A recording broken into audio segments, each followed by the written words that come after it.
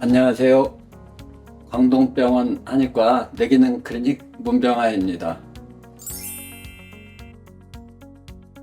구안화사는 말초신경이 7번째 뇌신경인 안면신경에 문제가 생겨서 생기는 질환인데요. 얼굴에 운동신경이 문제가 생겨서 안면 근육이 마비가 오고 미각 이상, 청각 과민 등의 증상이 나타나는 질환입니다.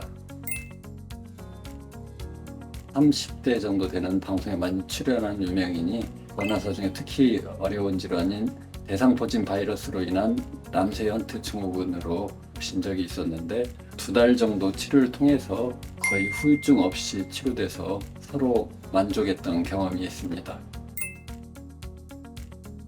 가족 때문에 케어해야 될 것도 있으면서 일도 해야 되는 그런 여러 가지 과로, 스트레스 그런 것들이 원인이었던 것으로 보입니다.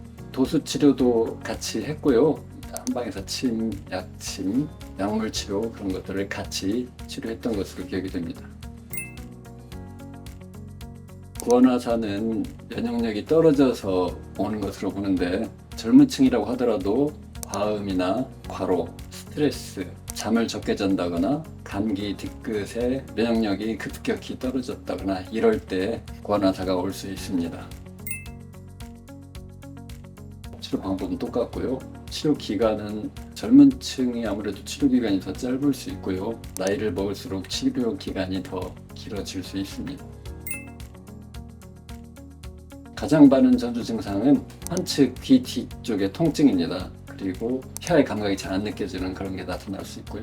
눈이 감기지 않는다거나 이마에 주름이 잡히지 않는다거나 그런 증상으로 알 수 있습니다.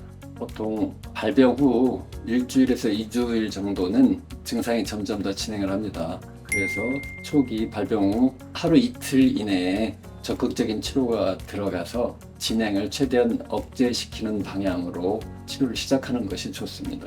치료를 늦게 시작하게 되면 증상이 많이 진행된 상태에서 치료를 시작하게 되기 때문에 후유증도 더 남을 수 있고요.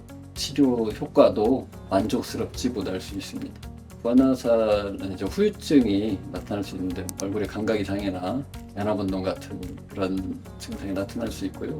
간혹 구안화사 후에 3차 신경통까지는 아니지만 얼굴에 통증을 호소하는 분들이 종종 있습니다.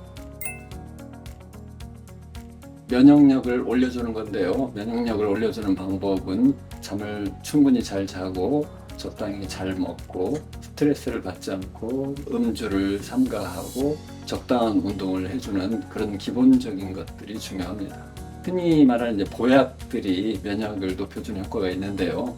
인삼이나 녹용이나 서양인 같으면 숙주황 계통 같은 것들도 보호하는 효과가 있을 수 있습니다. 스트레스를 많이 받는다거나 극심한 피로를 호소하는 젊은 층 같은 경우는 한약을 복용하는 것이 면역력 증강에 많은 도움이 될 겁니다. 안면 마비는 말 그대로 마비라서 안면 근육이 움직이지 않는 거고요. 안면 경련은 자기 의지와 상관없이 안면 근육이 실룩실룩하고 움직이는 그런 걸 안면 경련이라고 합니다.